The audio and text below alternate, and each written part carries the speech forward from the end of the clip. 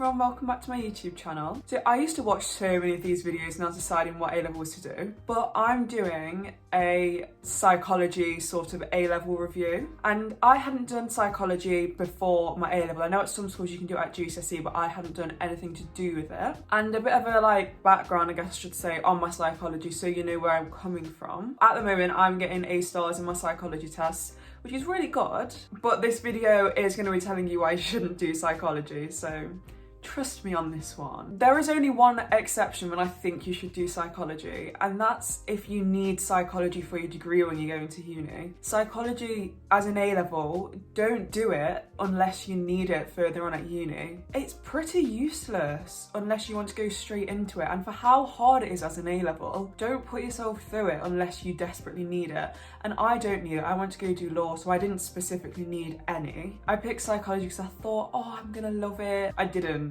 I hate it. So yeah, don't do it unless you need to do it. And this is why, number one, and this is pretty much just the biggest thing, the workload you have to do is so big. It's probably my subject with the most content. I'll show you what my textbooks look like. So these are the textbooks for the 2 years, but the way that it's set out is, so it's one page is one lesson, AO1, another page is the other, it's AO3. Every lesson for 2 years, and you can just imagine how long that takes and the amount of content you have to go through, because I do not remember anything from year 12. I remember research methods. Yeah, the fact that you have to remember so much from year 12, and I know that's the same in other subjects, but the amount of content in psychology is completely different. Another thing is that the mark scheme can be weirdly specific on some things. Like some things I think my answer can get 3 out of 3 or whatever, and you'll get 0 out of 3 because I've just not got the right idea, but I think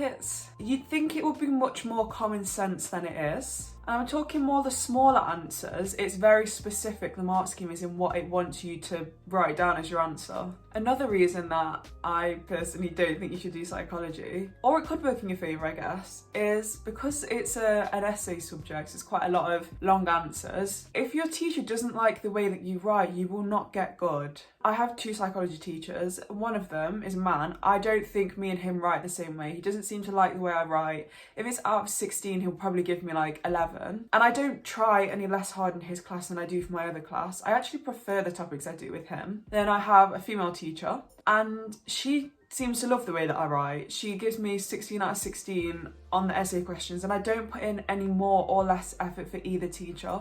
So it's really subjective to whether your teacher likes your writing style or not. So yeah, unlike with things like maths or biology, something very objective, you could get A stars all the way through and then get in the exam and come out with maybe a B or something because they just don't agree with the way that you write your essays. Okay, the next thing is a bit of a content one again, but the amount of stuff you have to learn compared to how much you get tested on in the exam. So it's split up into sections, so you are tested on every topic that you learn, but there will only be a couple of questions on it. I think they're out of 24 the sections are, and that could literally be a 16 marker and then an 8 marker, and that is 2 questions, and you will have done maybe 20 lessons on it and you'll get asked 2 questions on it, and it's just, you really do revise so much for the amount that you get tested on. And because you know every topic is going to come up, in biology sometimes I just say to myself, I really hope this topic doesn't come up, and then just pray it doesn't come up. But in psychology, you know it's going to come up. Something on attachment will come up, so you have to revise it.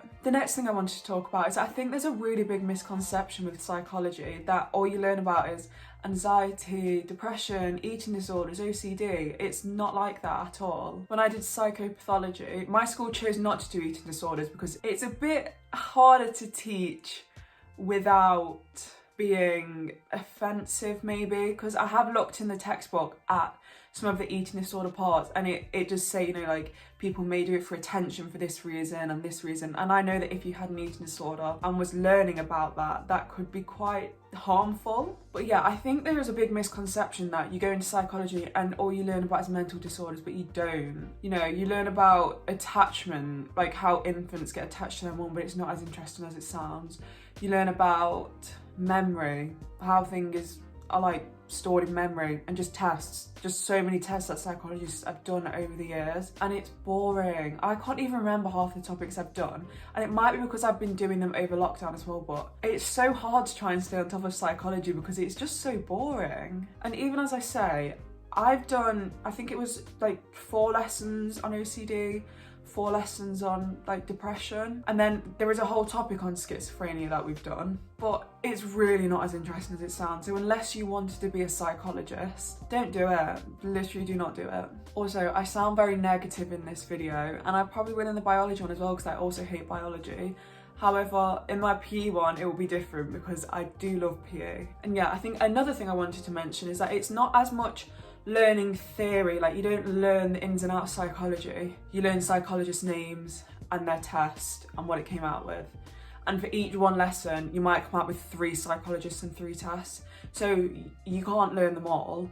You just have to pick and choose which ones you learn. But it gets complicated when you have to evaluate theories and you can't think of a single psychologist that has done a test on it. Because in memory, it all gets so confused in my mind because there's so many psychologists that have done different tests on it and I can't remember them all. And this is coming from someone who gets A stars as well, and I'm telling you, unless you want to do psychology like at university, don't do it. And another thing I wanted to point out, I love research methods personally, and I think it's 36, I don't know. It's a big chunk of, it's like half a chunk of one of the papers, and there's 3 papers, and people seem to hate it. There is a big section on how researchers carry out their research, and I was going to say research methods, but obviously, you know, statistical tests, data, stuff like that. I think the problem with psychology is that it really sounds interesting. Like, oh yeah, I want to learn about psychology of the mind, but it isn't like that at all. So yeah, that was quite a short video, but that was pretty much all I had to say on my personal experience with A-level psychology and why I would really recommend, unless you need it for your university degree, you don't do it. So thank you for watching this YouTube video. Please like, comment and subscribe. It really helps out the channel. And yeah, I'll see you whenever I next post. Bye.